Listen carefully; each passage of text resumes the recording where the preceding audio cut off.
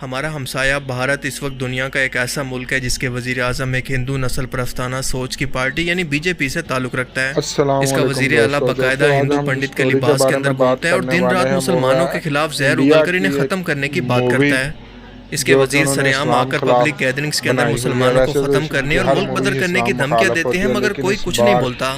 और इसका नतीजा ये निकलता है कि दिन ब दिन भारत के मुसलमानों की जिंदगी इन पर तंग की जा रही है कि ये या तो मजहब को बदल लें, यानी या तो हिंदू बन जाएं, या फिर दूसरा ऑप्शन ये है कि इस मुल्क से निकल जाएं।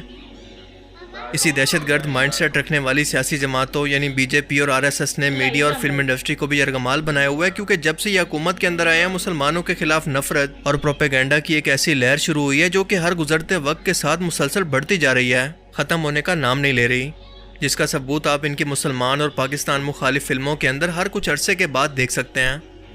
पर इस बार इसी मकसद के लिए एक ऐसी बदतरीन मुसलमान मुखालिफ फिल्म भारतीय सिनेमाघरों की जीनत बनी है जो कि बाकायदा इस नफरत पर जलती पर तेल का काम कर रही है।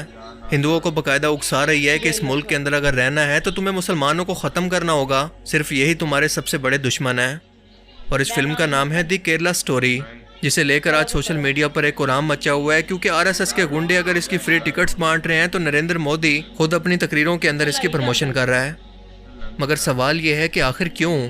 इस फिल्म की कहानी में ऐसा है क्या कि बीजेपी और आरएसएस के गुंडों ने इसे 5 मई को रिलीज होने से रोककर बाकायदा इसकी जांच पड़ताल की कि इसे पूरे मुल्क के अंदर प्रमोट करें और उल्टा उन्हीं मुसलमानों को दहशतगर्द साबित करें जिनको ये दिन रात पकड़कर तशद्दुद कर रहे हैं, इमाम मस्जिदों को पकड़कर इनकी दाढ़ियां काट रहे हैं, पब्लिक में नमाज नहीं होने दे रहे और मस्जिद के गुंबदों पर अपने झंडे लगा रहे हैं, कुरान को जला रहे हैं। इस फिल्म के बारे में कहा जा रहा है कि ये सच्ची कहानी पर बेस करती है कि कैसे 32,000 हिंदू लड़कियों को बुला पिसलाकर केरला के इलाके से मुसलमान मजहब जबरदस्ती कबूल करवाया गया और इन्हें मुसलमान दहशतगर्द तंजीमों को जो कि शाम और इराक के इलाके के अंदर लड़ रही हैं, इन्हें सप्लाई किया गया ताकि वो इनको इस्तेमाल कर सकें। पहली बात तो यह है कि इस फिल्म की कहानी की बेस ही झूठ पर है कि एक टॉक शो के अंदर जब इसके मुतालिक भारतीय एंकर ने सवाल किया कि अगर आपके पास इतनी सीक्रेट इन्फॉर्मेशन थी कि इतने बड़े लेवल पर हिंदू लड़कियों को मजहब बदलवा कर लव जिहाद के नाम पर घरों से निकाल कर सप्लाई किया जा रहा है, तो आपने ये इन्फॉर्मेशन हुकूमत को क्यों नहीं दी? अब 2 साल के बाद लोगों को क्यों बता रहे हैं? जबकि केरला हाई कोर्ट के जज ने जब फिल्म प्रोड्यूसर से सवाल किया कि आपको कैसे पता कि इन लड़कियों की तादाद 32,000 थी,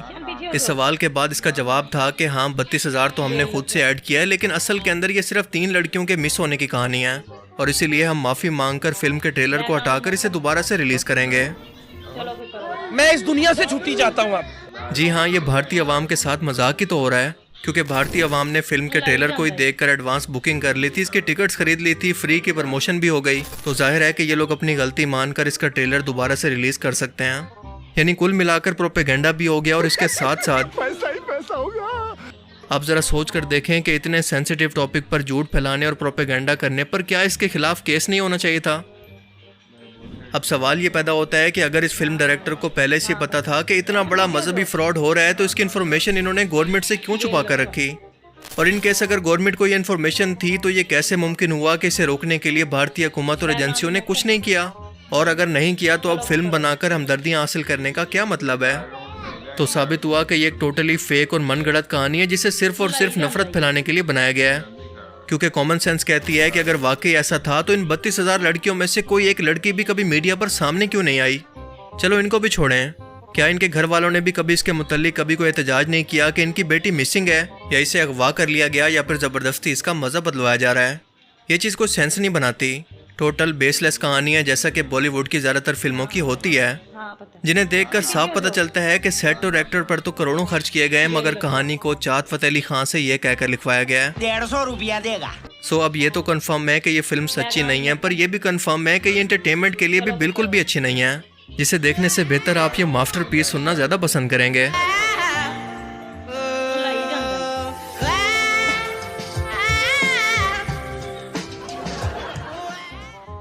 यानी कुल मिलाकर अगर मैं इस फिल्म को सिर्फ एक लाइन के अंदर एक्सप्लेन करने की कोशिश करूं तो दुनिया की अगर इस वक्त 100 इंतहाई बड़े लेवल की खच्चे हैं ना, उनमें से एक ये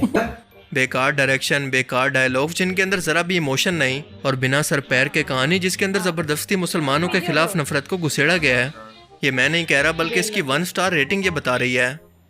और मजे की बात यह है कि सच्ची कहानी कहलाई जाने वाली इस कहानी का कोई ऑफिशियल सबूत ही मौजूद नहीं है। कहानी यह है कि 3 हिंदू लड़कियां नर्स बनने के लिए अपने घर से दूर एक कॉलेज के अंदर आई हैं, जिनकी रूम पार्टनर एक मुसलमान लड़की जिसका नाम आसफा है इनके साथ रहती है, जो ना सिर्फ ब्रेन वॉश करके हिंदू और क्रिश्चियन लड़कियों को इस्लाम के अंदर रिवर्ट करती है, बल्कि इस्लामी दहशतगर्द तंजीमों के लिए इन्हें खुद कुछ बॉम्बर के तौर पर भी तैयार करती है। ये इन्हीं 3 लड़कियों को ब्रेन वॉश करके इनका मजहब बदलवा कर इन्हें सीरिया शाम के बॉर्डर पर भिजवाती है और तमाम कहानी इसी के गिर्द घूमती है। कहानी के बीच बीच में इस्लाम मुखालिफ जहरीले डायलॉग आपको वक्फे वक्फे से सुनने को मिलते हैं, जिनकी वजह से बाहर आकर देशभक्तों को कुछ ऐसी लाइलाज खारिश शुरू हो जाती है। और मैं मुसलमानों, मैं तुम्हें चुनौती देता हूँ, अगर हिंदुस्तान में अगर एक भी हिंदू बेटी को अगर तुमने फंसाया, हिंदू लड़कियों को ईसाई लड़कियों को ले जाके सेक्स स्लेव बना दिया, अरे मेरे भाई तुम इन कायों से डर रहे हो, इन बुज़दिलों से डर रहे हो।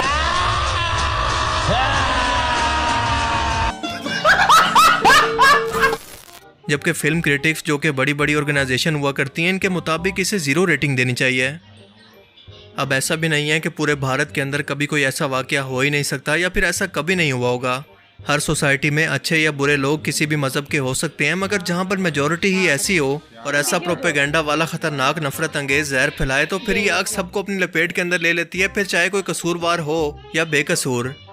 भारतीय फिल्म इंडस्ट्री पर इतना बुरा वक्त आ चुका है कि इनको इन्हीं चीज़ों का सहारा लेकर अपने वक्त को गुजारना पड़ रहा है, क्योंकि हम सभी लोग जानते हैं कि भारतीय फिल्म इंडस्ट्री इस वक्त अपने सबसे बुरे टाइम से गुजर रही है।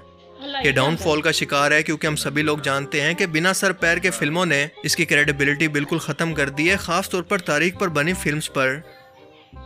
इस वक्त क्योंकि इस्लामोफोबिया पूरी दुनिया के अंदर अरूज पर है, तो भारतीय सरकार भी इसीलिए खुलकर खेल रही है कि आलमी तौर पर इंसानी हकूक़ की तंजीमें भी मुसलमानों का नाम सुनकर तो कभी एक्टिव नहीं होंगी, बल्कि ब्लाइंड हो जाएंगी।